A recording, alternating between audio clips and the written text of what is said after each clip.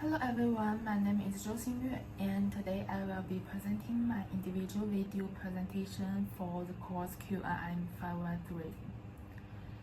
The topic of my presentation is Vygotsky's zone of proximal development, commonly referred to as ZPD, and its application in a digital learning environment. In this presentation, I will first introduce the theoretical background behind ZPD, focusing on Vygotsky's social development theory. Then, I will explain several key concepts, including social interaction, the more knowledgeable other, ZPD itself, and scaffolding. Finally, I will discuss how these ideas can be meaningfully applied in digital learning environment, which have become increasingly important in modern education.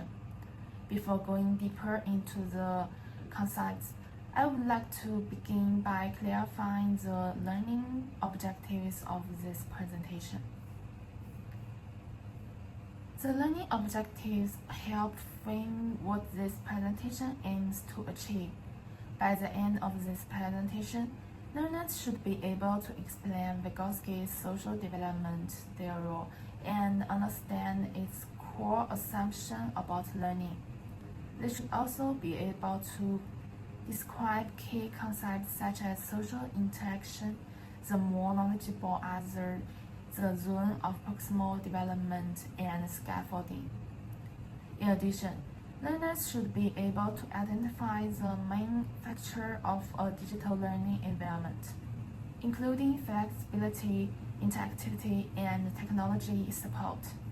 Most important, learners should be able to apply ZPD principles in digital learning contexts, such as online course, learning management system, and AI-supported learning platform. With these objectives in mind, it is important to first understand where these ideas came from. Therefore, I will begin by introducing Vygotsky himself. Vygotsky was a Russian psychologist born in 1896 and passed away in 1934. He is widely recognized as the founder of social development theory, also known as sociocultural theory. Vygotsky believes that learning is fundamentally a social process rather than an individual one. Unlike theories that focus mainly on internal cognitive process, his work emphasizes the importance of interaction with others, as well as the role of language and culture in shaping thinking. Although Vygotsky's life was relatively short, his ideas have had a profound and long-lasting influence on education, psychology, and instructional design. This influence is especially evident in collaborative learning and technology-enhanced learning environment today. Building on this background, we can now explore his core theoretical framework. Vygotsky's social development theory is based on several key ideas. First, learning is socially constructed. Knowledge is not simply transmitted from teacher to student, but is co-constructed through interaction. Second, cognitive development occurs through interaction with others, especially those who are more experienced or knowledgeable. Third, culture and language shape how individuals think and learn. Language functions not only as a communication tool, but also as a cognitive tool that mediates thinking. These theories emphasize that learning does not happen in isolation. Instead, it always takes place within a social and cultural context. One concept that naturally emerges from these theories is social interaction, which I will discuss next. Social interaction is a core element of Vygotsky's theory.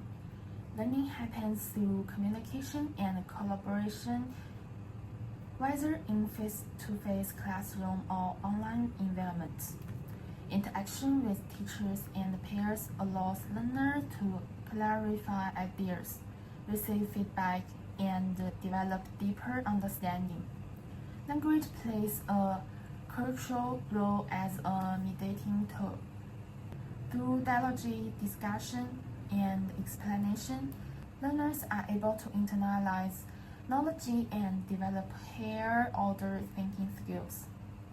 In digital learning environments, social interaction can occur through online discussion forums, video conferencing, group chats, or collaborative platforms.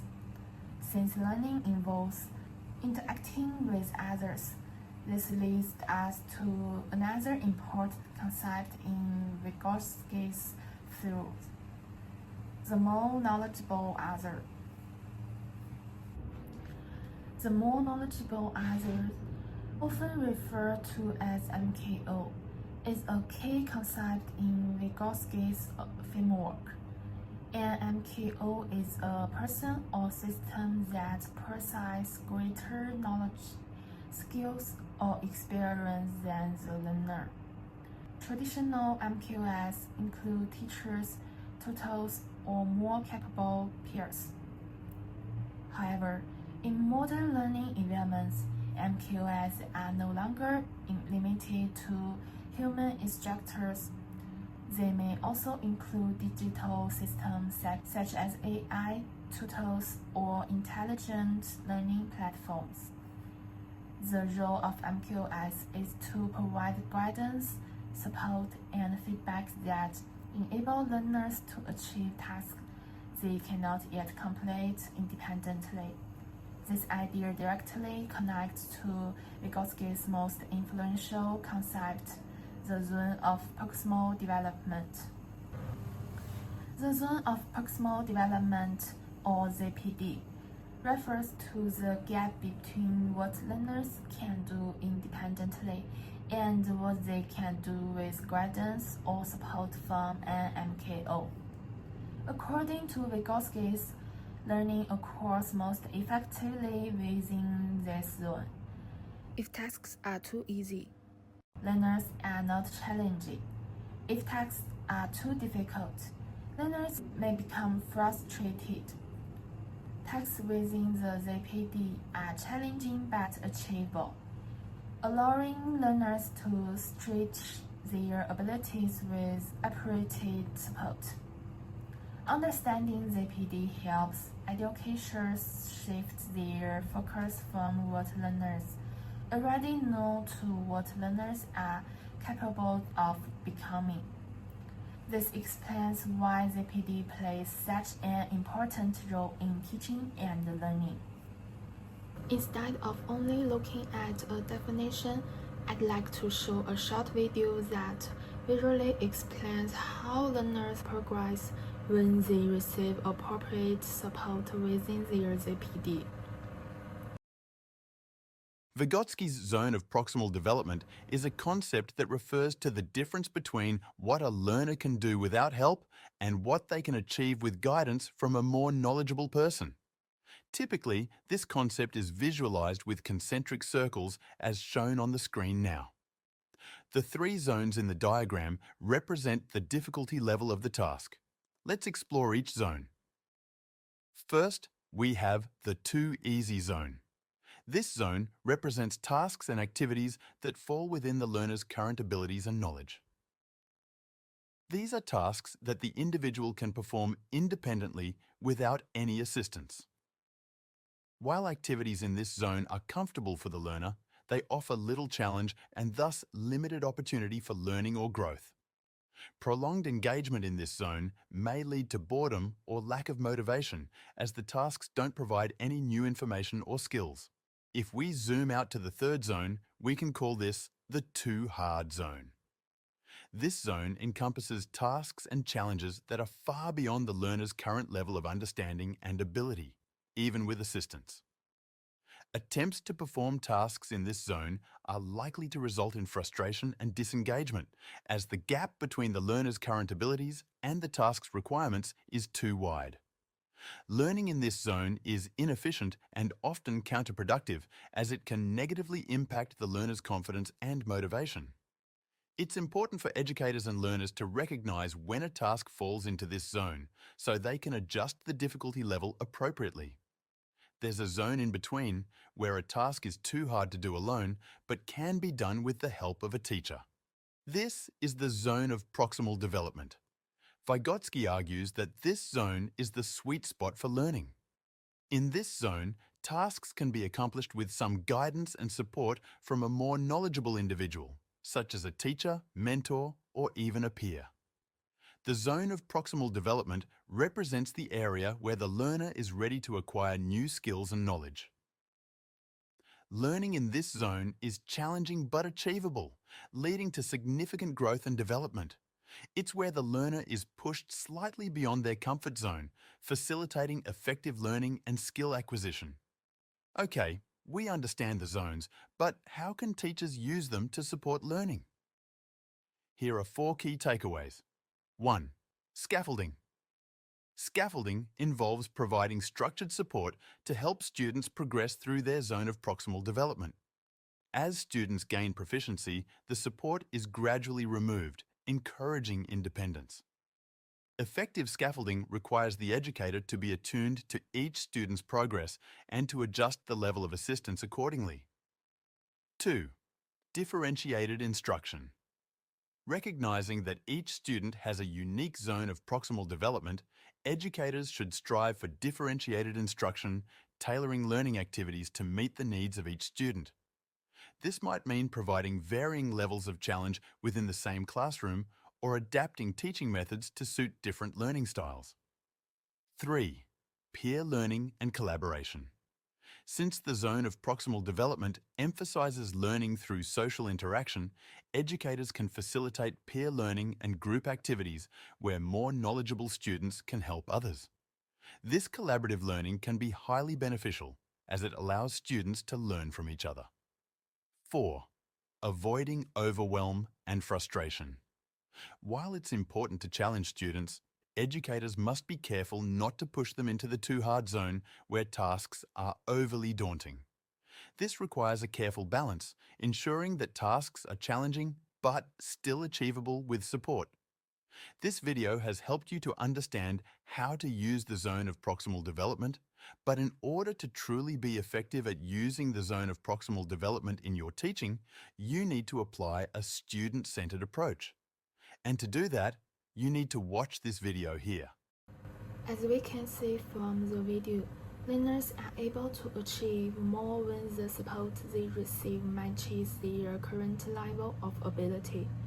This helps us understand why the concept of the ZPD is so important in education, especially when designing learning tasks and support strategies. ZPD matters because it provides a practical framework for designing effective learning experience. Learning tasks should be challenging but achievable. Teaching should focus on learners' potential development rather than only their current performance. With proper guidance and support, learners are able to progress more effectively and gradually develop independence. This perspective shifts education away from simple measure outcomes and towards supporting meaningful learning process. To support learning with the ZPD, education often relies on a strategy known as a scaffolding. Scaffolding refers to the temporary support provided to learners to help them complete tasks within their zone of proximal development. This support enables learners to perform tasks that they cannot yet accomplish independently. As learners gain competence and confidence, scaffolding is gradually reduced, allowing them to take greater responsibility for their own learning. Scolding can take many forms, including explanation, hints, guidance question, modeling, or feedback. To better understand how scolding functions effectively, it is important to examine its key feature. Effective scaffolding has several key characteristics. First, it is temporary. Support is provided only when it is needed. Second, it is adaptive. The level of guidance is adjusted according to learner abilities and progress. Third, it involves gradual withdrawal. As learners become more independent, support is reduced. These features ensure that learners remain challenging but achievable, without creating dependency. Scaffolding has long been used in traditional classrooms, which I will discuss next. In traditional classroom setting, scaffolding is commonly provided by teachers. Teachers support learners through explanation, question, modeling, and feedback. They observe learners' performance and adjust their level of support accordingly. Peer support also play an important role, as learners can assist each other through discussion and collaboration.